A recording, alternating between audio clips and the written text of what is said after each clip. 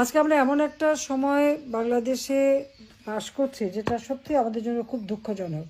মেয়েরা অনেকেই স্লোগান দিয়েছে আমাকে বিদায় দেওয়ার জন্য। আমার বিদায়ের পরে আজকে বাংলাদেশে কি অবস্থাটা আপনারা দেখেন। আজকে মেয়েদের সম্মান নাই। মাইকিং করে বলা হয় মেয়েরা বাজারে যেতে পারবে না। মেয়েরা কিভাবে কাপড় চোপড় পরবে সেটাও জন্য একটা নির্দেশনা দিয়ে দেওয়া হয় এবং মেয়েদেরকে ঘর থেকে যেন বের হতে না পারি। আর অনবরত এখন তো ধর্ষণ জন্য একটা মহা উৎসবে পরিণত হয়েছে।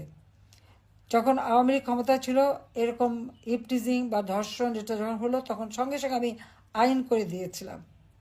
এমনকি যে ধর্ষক তার পরিচয়টাই যেন প্রচার হয় ও তার ক্যাপিটাল পানিশমেন্ট যাতে হয় সেভাবে আইন করে দিয়েছি।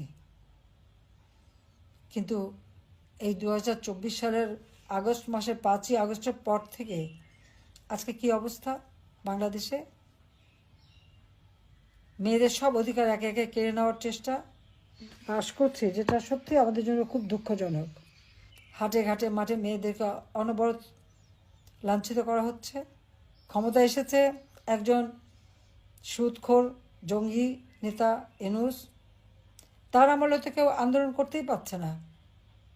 7 জুলাই থেকে 14 জুলাই পর্যন্ত আমাদের ছেলেমেয়েরা যে আন্দোলন করেছে বা 15 জুলাই পর্যন্ত আন্দোলন করেছে, কই তাদের উপরে টিয়ার গ্যাস মারা, সাউন্ড গ্রেনেড মারা আমরা তো কিছুই করিনি। অথচ এখন মহিলা শিক্ষক বাচ্চা নিয়ে আছে, তার উপরে গরম পানি মারা হচ্ছে, তাকে গ্রেপ্তার করা হচ্ছে। মেয়েদের কাপড় চোপড় ছেড়ে স্বাধীনতা নষ্ট করা হচ্ছে, ওড়না টেনে নিয়ে যাওয়া হচ্ছে। এই ধরনের অনাচার কিন্তু চলছে। মাদ্রাসার শিক্ষকরা আন্দোলন করেছে, তাদের উপরে হামলা, 2 জন মারা গেছে, সেটা লাশ গুম করে ফেলা হয়েছে। গার্মেন্টসের মহিলা শ্রমিকরা আন্দোলন করতে গেছে, সেখানেও তাদেরকে হত্যা করা হয়েছে এবং তাদের উপরে চড়া হয়েছে। এখন সাথে সাথে তাদের উপরে নির্যাতন। ছাত্ররা আন্দোলন করে, সেখানেও নির্যাতন। আজকে আমাকে কেউ স্বৈরাচার বলে, তাহলে আপনারা বিচার করে দেখেন তো স্বৈরাচারটা কে?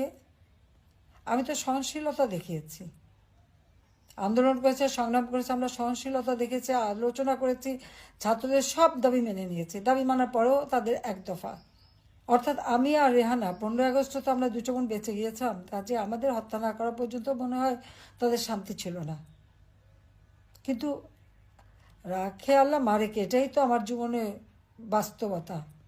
গ্রেনেড হামলা, গুলি, বোমা, অনেক কিছুই তো বাংলাদেশের মাটিতে ফিরে আসার পর থেকে, সে 81 সালে আসার পর থেকেই তো আমাকে